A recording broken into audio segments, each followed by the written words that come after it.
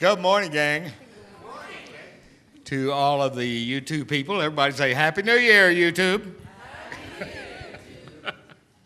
I do want to welcome you as we begin our series on the basic ideas of religious science, science of mind. The idea that we're working with this morning is the thing itself. If you weren't here for Reverend Dar, I recommend you get the CD, and I recommend you get all 5 of them this month as we move through the basic ideas, because it is an important thing to recognize that we can always go back, re-explore the basics, and we discover there was something there we didn't see before, something there we didn't know before, something there we didn't understand before. And the reason for this is something that has been shared throughout the age, and that is the realization, say with me, the more I know, there's more to know. Always. See, always. See, the thing is a lot of us, when we are in our classes, one of the things is, as teachers of religious science that we need to be aware of is the fact that a lot of our students do something that most of us did at one time in our journey along the lines of understanding what we teach, and that is we wake up one day and say, hey, I got this down, I can handle anything. And then the next thing we know, we hear, hello, I'm anything, handle me. Anyhow, there we go. How many have had that happen? Okay. Now, everyone say, well, I know what and who I am. I can move through anything and be unmoved by it. That's a basic principle. Now, we're dealing with the thing itself. We are told 2,000 years ago something very interesting that a lot of people don't follow. Metaphysically, it is as sound as anything you're going to find in a metaphysical principle, and that is seek ye first what? Where do you say it is? Within, okay. Seek ye first the kingdom, and then add the rest of the stuff. Because if you add the rest of the stuff, or you try to add the rest of the stuff without seeking first the kingdom, what you're doing is you are involved in self-motivation. You're not involved in self-realization. You're trying to make something happen instead of letting something happen. And there's a difference. You know, I teach my students quite in every class that I have the opportunity to do it, that if you're walking along barefoot and you step on a thorn, you do not keep walking saying, I do not have a thorn in my foot. Okay, that's metaphysical denial. What we're interested in is absolute metaphysical reality, which is I am where I am, this is what's happening to me, and if I want to change for the better, I start now where I am. Not pretending I'm somewhere else, but where I am in the now. I have shared this many times. The very first lesson I ever heard in religious science, December 1963, Dr. William Hornaday, Founders Church of Religious Science. I'm sitting up in the balcony in case I had to escape. And Dr. Bell walked out, and I thought God had come to earth. I had never heard anything like this in my life. And it was important primarily because I was ready for it. Everybody say, when the student's ready, the teacher appears. Bill Hornaday said that morning, you are what you think you are. You can do what you think you can do. The only limits you have are limits you're placing on yourself. If you want to get over there, you can get over there. But the only way you're going to do it is start where? Right where you are. The only one that's going to get you there is you. There's no technique. There's nothing outside of you that's going to get you there except you making up your mind and then honoring the made-up mind dedication in such a way that you begin to think like what you are affirming. Instead of trying to get to it, you are thinking as it, and therefore the result of it, which is what? The evolution of consciousness, because we don't treat for things, we treat to do what?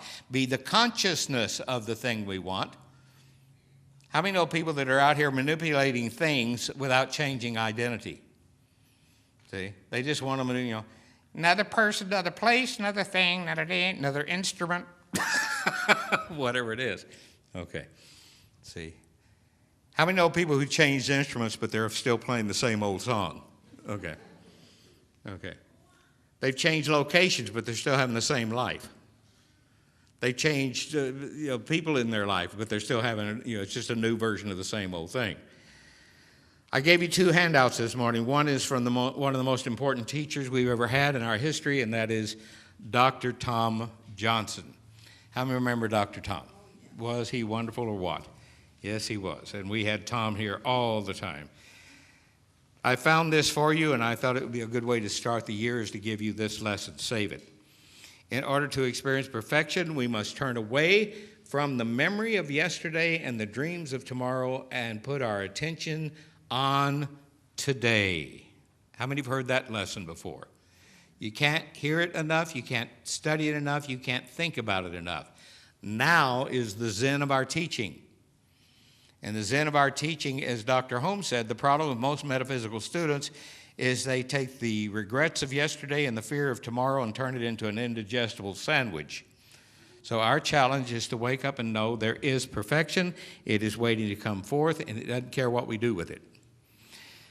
When I found religious science, it was the result because in 1961, somebody gave me a record. And the record they gave me was a record that was put together by Earl Nightingale. How many know who Earl Nightingale? I gave you a handout this morning. Earl Nightingale owned a company, he had all these employees working for him, and every day he would get on a microphone to talk to his people and give them a pep talk. And in 1947, he couldn't be there one day, so he recorded his pep talk. I guess they did it on wire recorder or whatever they were doing back then. And anyhow, somebody got a hold of the recording, they made duplicates out of it, they started getting it around. Somebody said, why don't we put this out? He did. They created, it was the first talking word album that came out, and they sold 2 million copies the first year. I got a hold of mine in 1961. And in it, it was called The Strangest Secret. I have an excerpt from it that I share with you this morning. I would like you to hear it in the basic idea of what we're working with this morning, the thing itself. Because I heard this, and then I found Khalil Gibran, and then in 1963 found religious science, and in between I also found Think and Grow Rich by Napoleon Hill.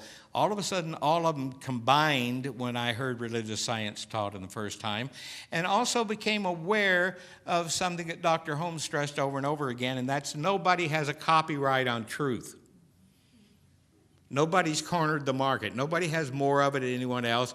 And if you study every religion on this planet, you will discover that what we teach is true because it's done unto everybody as they believe. Now, our obligation to ourselves is to understand why this is true. Why is it done unto me as I believe? That's what we're going to be exploring this month, every Sunday. Now, Earl Nightingale is quoting George Bernard Shaw. He says, George Bernard Shaw said, people are always blaming their circumstance on what they are, or for what they are. I don't believe in circumstance. The people who get on in this world are the people who get up and look for the circumstance they want, and if they can't find them, they make them. They make them. I've been a practitioner since 1969.